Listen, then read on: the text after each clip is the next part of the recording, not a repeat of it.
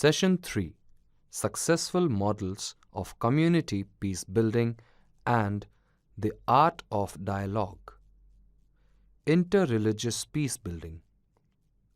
Nigeria is Africa's most populous country, almost evenly divided between Christians and Muslims.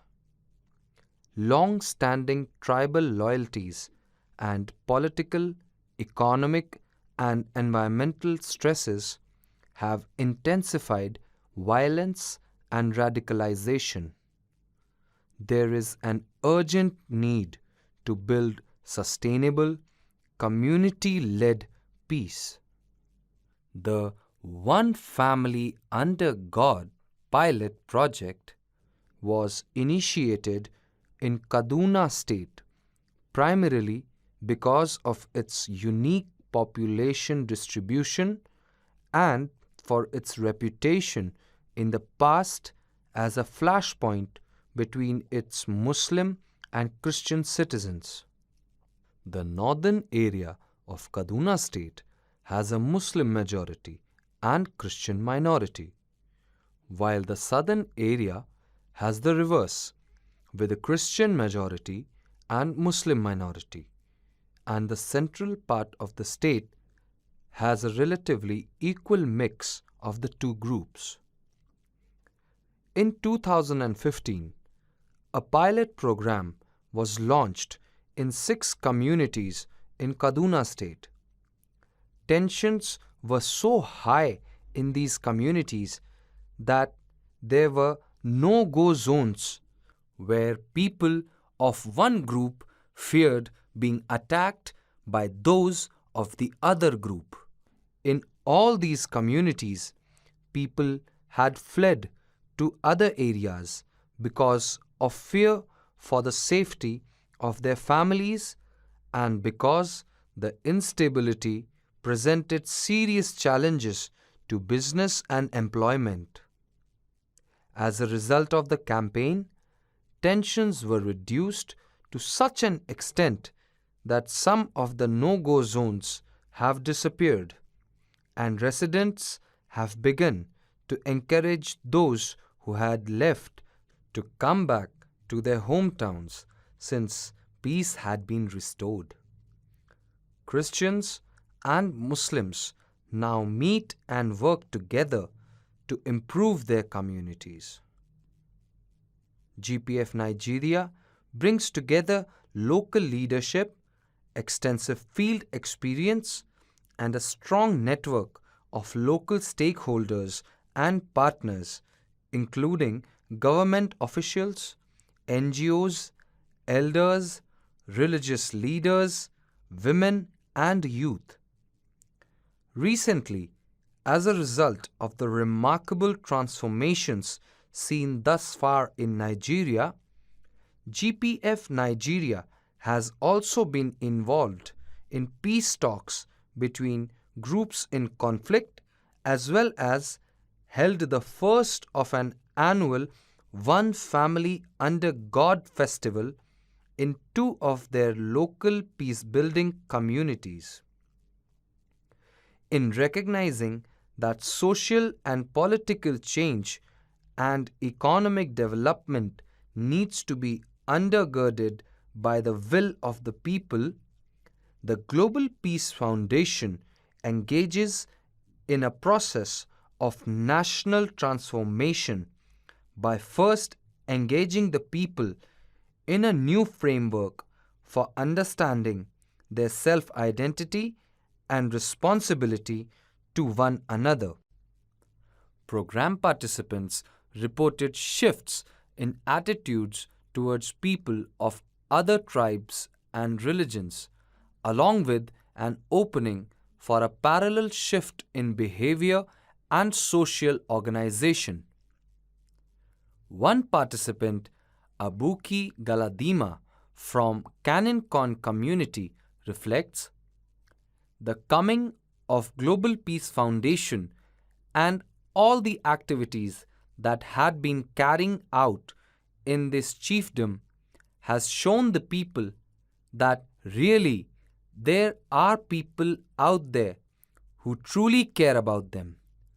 They should start caring for themselves and hold one another. Christians, Muslims, Dangoma, and Kaninkon should all come together as one. The land is theirs. As an organization that works to become a catalyst for transformation, the GPF team primarily works to empower local citizens and to promote community-driven change.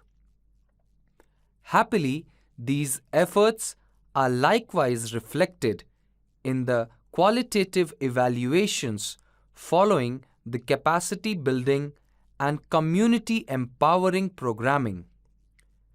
Victoria Yusuf from Gertie reports, "Seriously, before today, I was still very bitter concerning what happened and the lack of peace in Kaninkon. But with the teachings today, I understand that we are all one, both Christians and Muslims, and we are supposed to put our heads together to ensure the progress of our lives." GPF Nigeria's vision is to build and empower diverse and marginalized people into a strong, resilient, and prosperous community through its innovative peace building and community empowerment models. In this, we see the natural pathway that would lead not only to peace but vibrant opportunities for social and economic development. This peace-building work is continuing successfully today in 2023, and exploration into social and economic development has begun through the entire diverse community cooperating on building new business endeavors.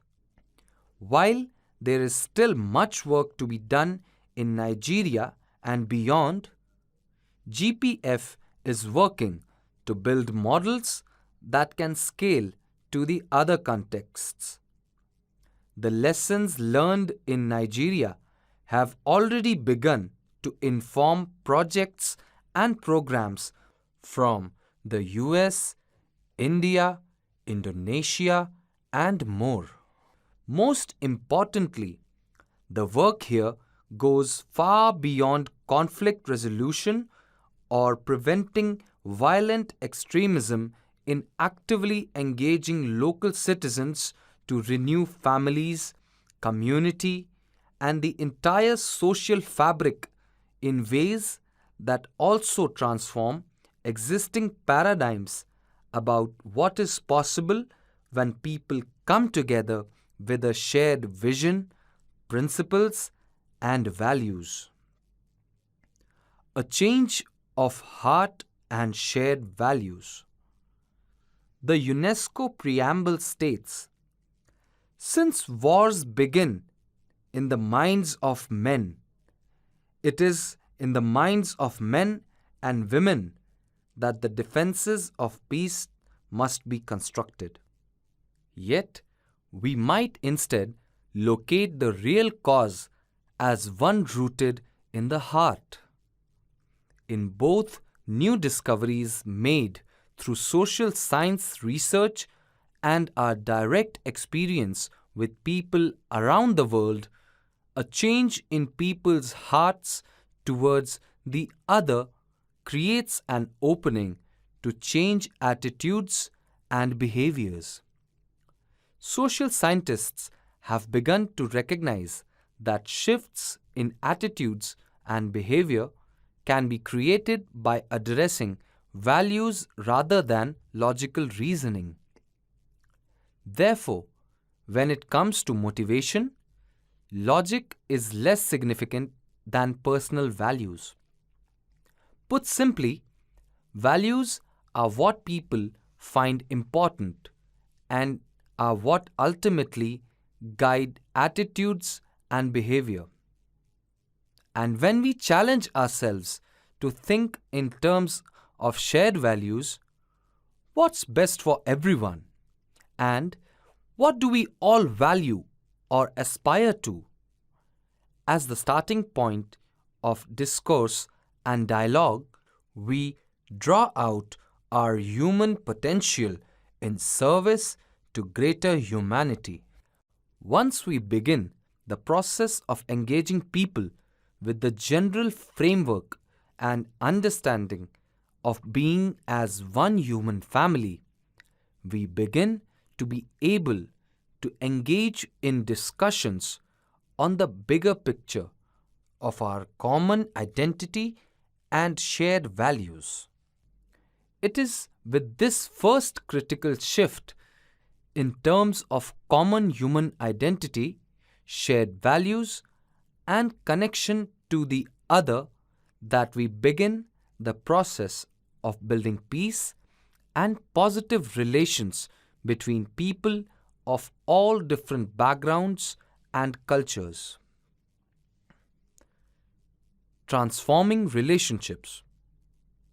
The transformative power of genuinely engaging with people from different backgrounds, perspectives, and experiences is undeniable. When we relate with others as members of our human family, we can change our minds, our attitudes, and behaviors, which can then lead to changes in the community, to institutions, businesses, and more. The chairman of the Global Peace Foundation, Dr. Hyun Jin P. Moon, outlines the efforts of the organization in this way. The GPF model starts with the social side. The importance of civic and NGO engagement to create national transformation is critical. It starts with social engagement that builds reformation and transformation, building the foundation for economic development. A simple formula, but one that we can see in other moments of great social change in history.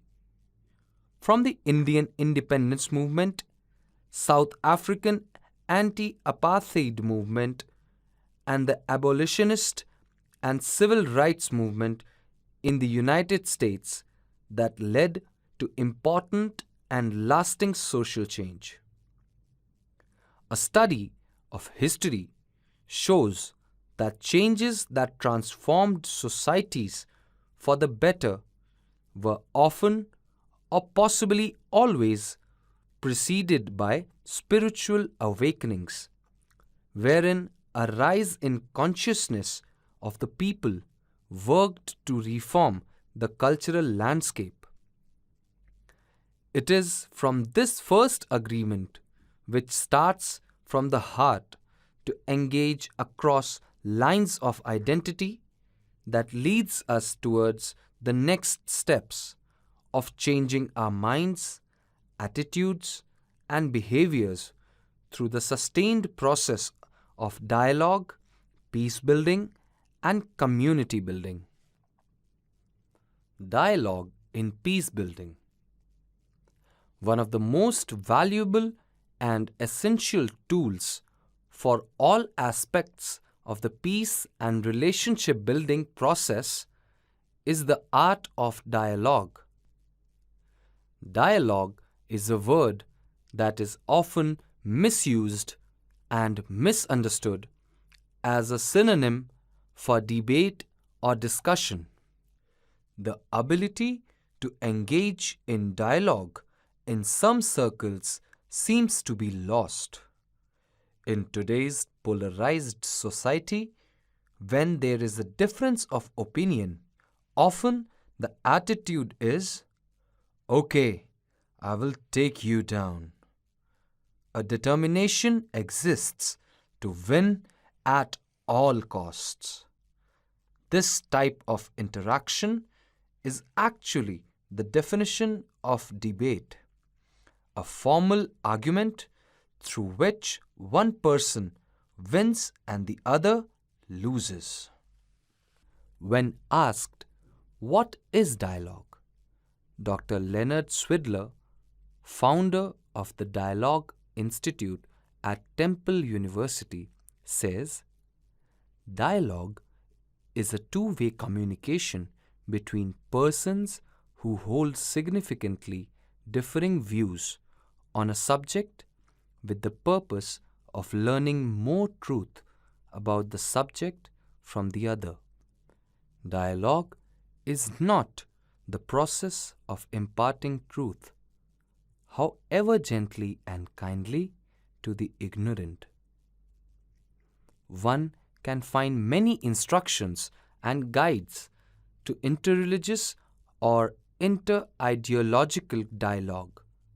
There is even an online peace map, an interactive map of over 500 organizations working around the globe in the field of interreligious dialogue.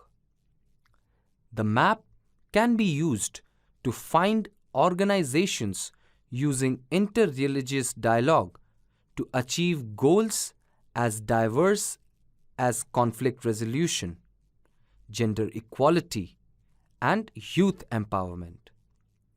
Contact details for each organization are provided. For this study course, a useful explanation of suggested ground rules is found in the 10 Principles of Dialogue, or the Dialogue Decalogue, that is gleaned from 40 years of intensive experience by Dr. Swidler. They are in the resource section at the back of the booklet. Better understanding and practice of the art of dialogue are sorely needed in our country and our world today if we are to grow into a pluralistic society that is genuinely cohesive. As we work to resolve identity-based conflicts, whether they be religious, racial, ethnic, or social class, mastering the art of dialogue is essential. A robust pluralism includes a sense of adventure, curiosity, and expansion as we encounter and embrace many different cultures within our communities. Interreligious dialogue operates in 3 areas: the practical, in which we collaborate to serve the greater good of humanity; the spiritual dimension, through which we attempt to experience another's religion or personal beliefs from within; and the cognitive, through which we seek understanding and truth. The Global Peace Foundation engages in dialogue in the first area, the practical, for the purpose of identifying the universal principles and shared values. By establishing a common ground with our shared identity as part of one human family as the substantial foundation for building relationships of trust, we work towards long-term community engagement and greater social cohesion. Is there a definition of what it means to be human? The answer to this question continues to evolve. In recent history, there are current accepted positions made on the side of human rights that are given and accepted because they are human. This has not always been so. Dr. Leonard Swidler gives us this case in point. Only a little over 100 years ago, for example, slavery was still widely accepted and even vigorously defended and practiced by high Christian churchmen, not to speak of Jewish and Muslim slave traders.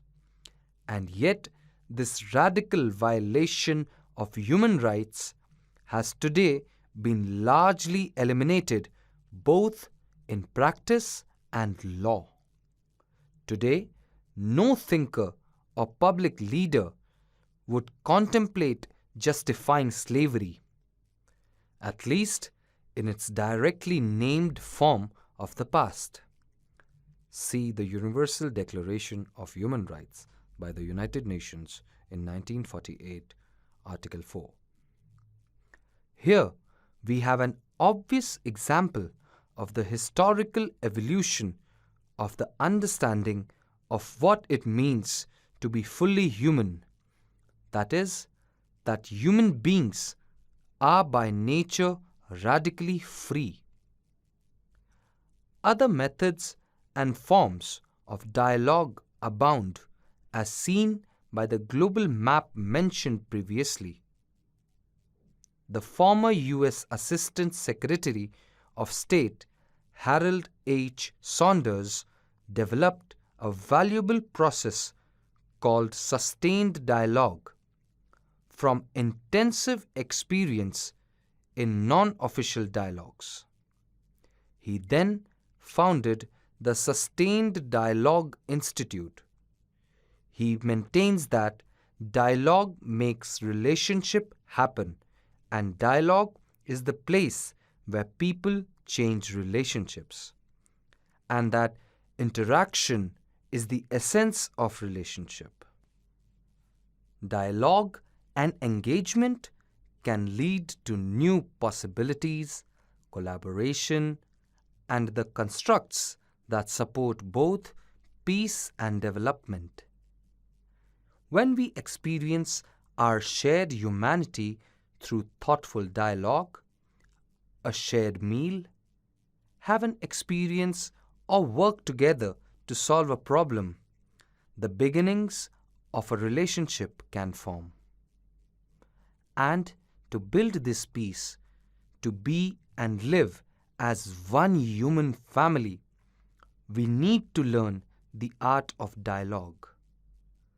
As Mahatma Gandhi states, civilization is the encouragement of differences.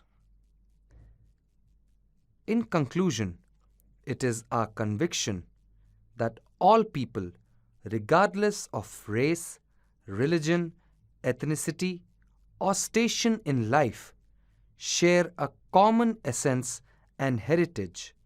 Our humanness extends beyond even our most pronounced external differences. We are all part of the one human family.